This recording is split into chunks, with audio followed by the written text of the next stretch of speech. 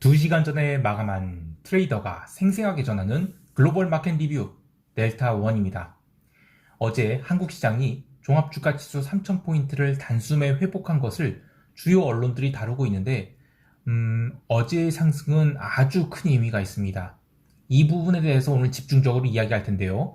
특히 다른 언론과 유튜버들과는 달리 외국인들이 한국 주식을 매수할 때 어떤 전략을 취하는지를 화생시장 관점에서 이야기해 보도록 하겠습니다. 자, 그럼 시작해 볼까요?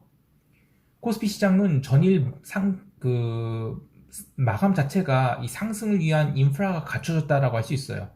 야간 선물은 얼마 오르지 못했지만 장 시작 전 예상 체결가 보시는 분들은 이거 너무 오르는데 하면서 고민이 많으셨을 겁니다. 선물을 날려잡자니 이 예상 체결가가 392.5포인트를 넘어가는데 이렇게 되면 전일 장중 고점은 물론이고 지난주 금요일 언더슈팅 나오기 전까지 그 반등을 실패한 구간들을 전부 갭으로 넘어버리는 건데 과연 이걸 날려잡아야 됐나 고민이 많으셨을 거예요. 의외로 옵션 시장은 생각보다 반응이 약해서 콜옵션 매수나 풋옵션 매도 대응하신 분들은 또 나쁘지 않았을 것 같습니다. 그러나 하나의 문제가 또 있었죠. 개장 후 시장이 너무 빠르게 날아가는 바람에 바로 체결시키지 않았다면 사실상 이익을 내기가 어려웠을 것입니다. 저도 아쉬운 부분이 오전 업무가 있어서 얼마 못 잡는 바람에 오늘 같은 날 대시세를 놓쳐버리고 말았는데 그래도 오늘의 상승이 어떤 의미가 있는지 알게 된 이상 이후 이 거래는 상대적으로 명확한 전략으로 대응할 수 있었기 때문에 크게 아쉬워하지는 않았습니다. 그러면 오늘의 시장이 어떤 의미인지 하나씩 살펴보죠. 결론만 이야기하자면 우리 시장은 꽤 큰 상승의 출발 자리가 만들어졌다고 봅니다. 우선 오늘 삼성전자의 외국인 매수가 처음으로 1000억 이상 들어왔습니다. 지난 9월 27일 이후로 처음으로 1000억 이상 매수가 들어온 건데 외국인들이 그동안 한국물 주식을 참 어지간히도 많이 팔아댔죠.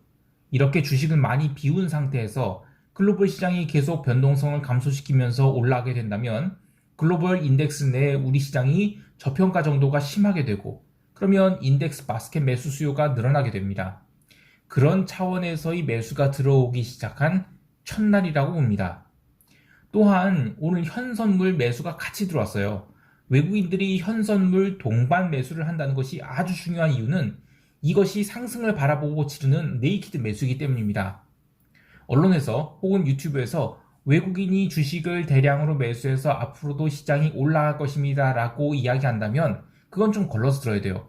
왜냐면 외국인이 주식을 대량으로 매수한 날 선물을 열심히 팔았다 라고 하면 그건 저 바닥에서 매수한 선물을 현물로 교체한 것일 뿐이지 신규로 주식을 매수한 건 아니에요. 오히려 시장이 안정을 찾았다고 보고 한 템포 쉬어가는 장으로 봐야 되는 겁니다. 그리고 그럴 때는 애꿎은 기관 탓을 하는데요. 무슨 얘기냐면 외국인이 선물을 매도하잖아요. 현물을 매수하고 그러면 이제 기관은 그 거래를 받아서 선물을 매수한 다음에 대신 현물을 대량 매도하게 됩니다. 그러면 외견상으로는 외국인이 주식을 많이 매수하고 반대로 기관은 주식을 많이 매도하게 되는데 언론에서는 그러죠. 기관이 말이야 외국인이 주식 사는데 같이 좀 사줘야지 왜 걷다 대놓고 주식을 팔어 뭐 하는 거야 라고 합니다. 전혀 관계없는 일이기 때문에 관계가 없는 일인데 그렇게 얘기를 하죠. 그래서 저는 지금처럼 현선물 매수가 동반해서 들어오는 것 그리고 베이시스가 강세로 전환되는 것 변동성이 감소하는 것 이런 트리플 롱 신호가 생기면 아주 강력한 매수 신호로 봅니다. 드디어 우리 시장에도 볕들 날이 온 거죠. 물론 이 영상이 후반에 총평과 대응 전략 이야기할 때 부정적인 요소도 이야기하겠지만 어쨌든 우리 시장은 세 가지 강세 조건을 모두 갖춘 첫날이었다라고 할 수 있겠습니다.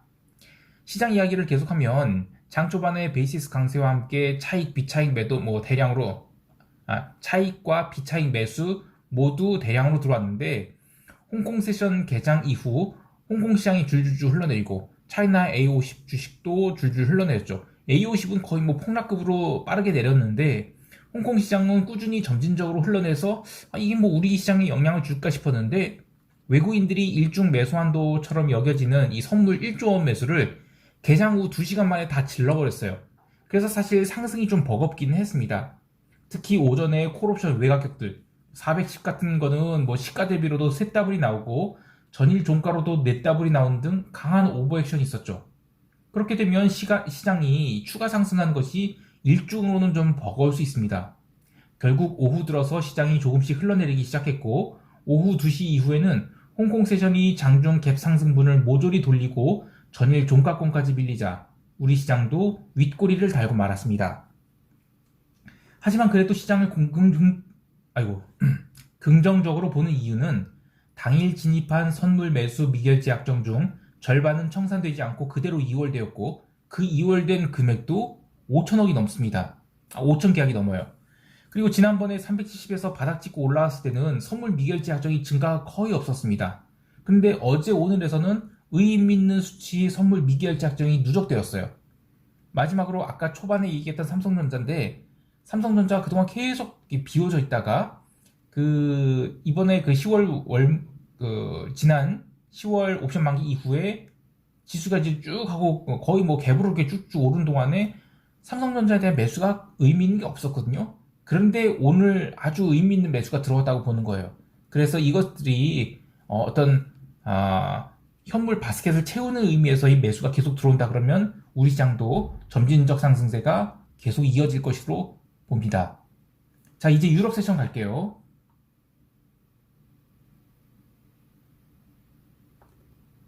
유럽 증시는 오늘도 상승을 이어갔습니다.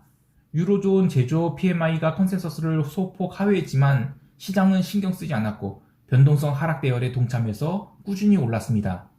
그리고 무엇보다 채권 시장에서 이탈리아 10년 국채가 무려 1.19%나 폭등을 했는데 어제 미국 세션 개장 후 시장 개입이 들어왔다고 봐요. 이틀 연속 급등을 해서 채권 시장을 한숨 돌리게 했습니다. 이러한 리스크 온 흐름과는 달리 통화시장에서는 노이즈가 좀 있었는데요. 유로달러야 지금 옵션 만기 때문에 의미 없는 조정을 보였다고 하지만 오지달러, 키위달러 같은 최근에 가장 강한 흐름을 보였던 통화들이 이익 실현 차원에서 이 급락이 나왔어요. 이러면서 이제 커머디티 가격이 조정을 반영했는데 11월도 저는 계속해서 커머디티 롱을 보고 있는 입장에서는 약간은 노이즈로 좀 작용되지 않을까 싶습니다. 또 하나 걱정되었던 부분은 엔화였습니다. 근데 엔화가 이 아시아 세션에서 살살 올라오더니 유럽 세션 초반까지 제법 크게 상승을 했죠. 그래서 이게 또 무슨 리스크 오프 요인인가 했는데 다행히 일시적인 수급이 있었을 뿐 윗꼬리 달고 모두 상승분을 반납했습니다. 커머디티는 아시아 세션 초반에 구리가 강하게 올랐다가 중화권 증시가 마이너스 2%대 하락을 하면서 상승분을 죄다 반납하고 언더슈팅이 나왔는데요. 유럽 세션에서 바닥을 다지던 구리는 LME 퍼스트 링 때 급등을 해요. 그래서 다시 톤당 9,500달러를 넘기는가 했더니 미국 세션 들어와서 다시 내려온 등 혼조를 보였습니다. 조금 우려되는 부분이 아까도 얘기했지만 이 주요 커머디티 통화들이 조정을 보이고 있어요. 이거는 전체 커머디티 시장에 대해서는 부정적이죠. 그리고 또 어제 중국의 정저우 상품거래소에서 석탄 선불 증거금을 또 인상했거든요. 그래서 이제 무려 50%대까지 올렸습니다. 저 고점에서 석탄 선물 매수한 사람들은 그동안에 어떻게든 손절을 하든 추가 증거금 내면서 버텼다면 이제는 그 남은 돈마저 다 증거금으로 빼앗기게 되면 투기꾼들 아주 박살내는 거죠. 다만 선물 미결제 약정 1월물을 보면 급등이 시작되는 8월 이후의 미결은 다 빠진 상황이에요. 그래서 사실상 바닥은 확인했다고 봐야 됩니다. 이쯤 하면 내려올 만큼 내려왔다고 보고요. 메트릭 톤당 2,000위안까지 갔던 게 지금 903위안까지 떨어졌거든요. 근데 중국 당국은 여기서 또 반토막을 원하고 있습니다. 근데 그게 과연 될까요? 그거는 잘 모르겠습니다. 한 가지 더 이야기하면 어제 나이맥스에서 거래되는 천연가스도 아주 의미 있는 상승을 했어요. 퍼센티지로는 6.7% 상승했지만 네덜란드 인도분 천연가스도 어제 의미 있는 상승을 했거든요. 그래서 아직 저는 에너지 이슈가 다 끝난 게 아니라는 생각을 하게 됩니다. 물론 저는 가스는 손댈 생각이 없어요. 그리고 기름 같은 경우에는 내일이 오펙 플러스 회담이 있죠. 감산 규모를 축소한다 하더라도 이 오펙 회원들 내부에서는 증산할 여력 있는 쪽이 사우디 정도밖에 없어요. 따라서 오펙이 생산량 확대 선언이 있다 해도 공연불에 불과하다고 봐요. 그래서 이번 오펙 회담은 생각보다 좀 길어질 수 있다고 봅니다. 무슨 얘기냐면 보통 한국 시간으로 오후 6시나 8시 사이 이쯤에서 시작을 해요. 근데 회담이 짧아지면 한 30분 만에 끝납니다. 그런데 8시 반 넘어서도 별 이야기 없다. 그러면 이거는 원유 재고 이슈와 섞여서 다시 기름이 랠리를 보일 수 있다라는 생각도 해봐야 돼요. 자, 이제 미국 세션 갈게요.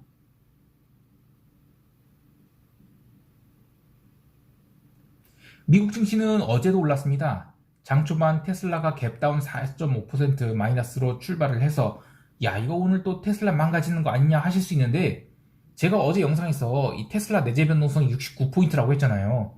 바로 무슨 한 방에 10% 마이너스 이런 거 안 나옵니다. 그 처음에 마이너스 4% 갔던 그 테슬라가 초반에 아주 빠르게 반등을 해서 1200달러에서 저항을 받고 살살 밀립니다. 그래서 어쨌든 양봉 도지로 끝났는데 변동성은 더 올랐어요. 오늘은 내재 변동성이 71포인트입니다. 71포인트. 이 또 하나의 이슈가 있었는데 그 에이비스 버직 그룹은 어제 장중에 와 217% 상승해요. 이 뭐 말이 안 나옵니다. 참 장마감에는 어쨌든 108% 상승을 마감을 했는데 이 나스닥 그 시총 순위가 지금 155등이거든요. 이런 거 진짜 조사해야 되는 거 아닌가 싶어요. 저는 이것도 9월 이후로 시작된 숏 커버링 장세의 부작용으로 보는데 의미 있는 상승이 시작된 9월 23일 이후로 주가가 상승하는데 내재 변동성도 함께 오르는 이 어비스 버짓 여기에 어떤 에이비스 버짓이죠 이거 여기에 어떤 투기가 붙은 모습이 관찰돼요. 근데 그동안에 참고 견디던 공매도자들이 오늘 스탑로스를 치면서 아주 제대로 폭발을 했다고 봅니다. 이런 거 보면 우리 시장에 공매도들이 잔뜩 붙어있는 위메이드 이런 건 어떻게 움직일까 싶어요. 개인이 위메이드 공매도 쳤다가 아주 그냥 사망하게 된다. 그러면 그들도 거래소 앞에 가서 시위를 할까요? 일단 개인이 공매도는 전문 투자자만 허용이니까 뭐 그들이 거래소 앞에 가서 시위를 한다는 것은 좀 부끄러운 일이 되지 않을까 싶어요. 근데 그만큼 공매도는 위험하다는 겁니다. 그렇다고 저는 공매도가 없어져야 한다고 생각하는 것은 전혀 아니고요. 공매도는 반드시 있어야 됩니다. 하지만 그걸 뭐 별거 아닌 것처럼 예를 들면 올라와 알았어 돈으로 때울게 이런 식으로 생각했다가는 이런 사단이 날 수 있어요. 오늘 시장에서 또 체크해 볼 만한 점은 이 테슬라의 높은 변동성에도 불구하고 나스닥은 장 초반부터 강하게 달렸습니다. 이것은 테슬라가 아무리 시총 4등까지 올라와서 급등락을 보인다 하더라도 나스닥 지수 전체를 흔들기에는 나머지 종목들이 탄탄히 받칠 가능성이 크다는 겁니다. 또 하나는 엔비디아인데요. 엔비디아도 이 테슬라와 마찬가지로 높은 변동성, 지금 한 40포인트대입니다. 변동성을 동반한 상승을 하고 있어요. 따라서 이들 두 종목이 변동성 피크를 칠 때까지는 저는 시장이 꺾일 가능성이 낮다고 봐야 된다고 봐요. 대표적인 꼭지 신호는 주식이 갭상승을 해갖고 막 위로 달립니다. 그래서 아주 긴 윗꼬리를 달고 음봉 마감하는 것. 이런 게 뭐 전형적인 꼭지 신호인데 그런 거 나오기 전에는 시장 하락을 보기는 어렵다고 생각을 해요. 그 외에 중국 관련 주식들이 오늘 전반적으로 약세를 보였다는 것, 그리고 지수 변동성이 16포인트대까지 내려왔는데 변동성 선물은 17.9포인트까지 내려왔어요. 변동성 지수와 선물 간의 괴리가 제법 좁혀진 것 같아요. 이길 FOMC 및 기자회견이 있을 텐데 그때 변동성이 완전히 죽거나 바닥 찍고 다시 턴해서 위로 폭등할 수 있습니다. 근데 저는 FOMC 이벤트로 변동성이 완전히 죽으면서 지수가 또 상승하지 않을까 싶어요. 좀 더 자세한 시황은 미국 세션 시작하고 멤버십 회원들분께 이 커뮤니티 게시판을 통해서 이야기하도록 할게요. 이제 시장 총평하면서 대응 전략 이야기하겠습니다. 우리 증시는 상방 비율 여전히 유지 중입니다. 저는 콜 400 매수 그리고 405 콜 매도의 강세 콜 스프레드를 갖고 있고 네이키드 콜 400 매수. 그러니까 이거는 제가 콜 410 매도를 뜯어먹은 거를 새로 치지 않고 그냥 400만 갖고 있는 거죠. 오늘 장중 조정이 나올 경우 콜 400은 네이키드 매수도 추가할 겁니다. 그리고 풋 380 매도도 추가할 텐데 이번 물에 저는 380 이하는 이미 사망 선고를 받았다고 생각을 해요. 좀 더 과격하게 얘기하면 저는 390도 사망 선고 받지 않았을까 고민입니다. 물론 이제는 FOMC라는 이벤트가 있어서 제가 함부로 여기서 390 매도 치는 거는 자신이 없는데 380 이하는 좀 아닌 것 같아요. 그런데 좀 이상한 게 있습니다. 이번 물 잔존일이 지금 이제 10일도 안 남았는데 기관들이 양매도를 거의 덤비지 않고 있어요. 보통 만기 전주부터 기관들이 양매도를 적극적으로 쌌는데 특이하게 이번 물 들어와서는 기관들이 양매도가 아니라 아니 옵션 시장 참여가 평소에 비해서 너무 적다는 생각이 들어요. 느낌으로는 이 옵션 양매도를 하는 팀이 해치됐거나 아니면 뭐 단체로 휴가를 갔거나 아니면 로직에 이상이 생겨서 시스템 정비를 하느라고 서버를 끈 건가? 이유는 모르겠습니다만 설마 FOMC를 앞두고 도망한 건 아닐까요? 저는 가장 미심쩍게 생각하는 부분이 증권사는 채권 보유 많이 하거든요. 근데 이번 채권 폭락장에 피해를 너무 많이 입어서 이 NCR에 문제가 생겨서 옵션 매도를 좀 쉬자고 하는 게 아닐까라는 생각이 들어요. 진실이 뭐가 됐든 기관이 옵션 매매 참여가 이렇게 적은 게 저는 굉장히 이상하게 느껴집니다. 그래서 그 부분이 시장에 대한 자신감을 약간 눌러놓고 있어요. 마지막으로 한국 시장에 대해서 약간 더 부정적인 거, 어제 EM 바스켓이 그 마이너스 1.18%나 밀렸거든요. 중앙권 주식도 되게 안 좋았고요. 이런 것들이 우리 시장에서 약간의 압력으로 작용할 수 있다고 봐요. 그러나 그럼에도 불구하고 롱을 꺾을 이유는 없다고 봅니다. 따라서 장중 롱 포지션 유지, 그리고 눌림 시 롱 포지션 확대에 대한 견해는 변함이 없습니다. 변함이 있을 경우 멤버십 회원분들께 게시판을 통해서 이야기하도록 할게요. 해외 시장에 대해서는 여전히 증시는 롱 이렇게 보고 있어요. 커머디티도 롱은 롱인데 내일 오펙 회담을 좀 보고 좀 결정할 거고요. 어제 뱅크 오브 아메리카에서 경고를 하나 알린 게 있습니다. 채권 시장 변동성은 지금 미쳐 날뛰고 있는데 증시 변동성은 지나치게 조용하다. 채권 시장의 리스크가 증권 시장으로 전이될 수 있다. 뭐 이런 거예요. 틀린 말은 아니라고 봅니다. 근데 저는 채권 가격의 하락은 글로벌 증시 메가캡에 대한 매수 수요를 더 가져올 거라고 봐요. 따라서 증시가 당장 고꾸라진다고 생각하지 않고요. 오히려 다른 이슈가 증시 발목을 붙잡지 않을까 하는데 그거는 그때 가서 생각해 보기로 하겠습니다. 오늘 하루도 성공 투자하시고요. 이상 델타원이었습니다. 감사합니다.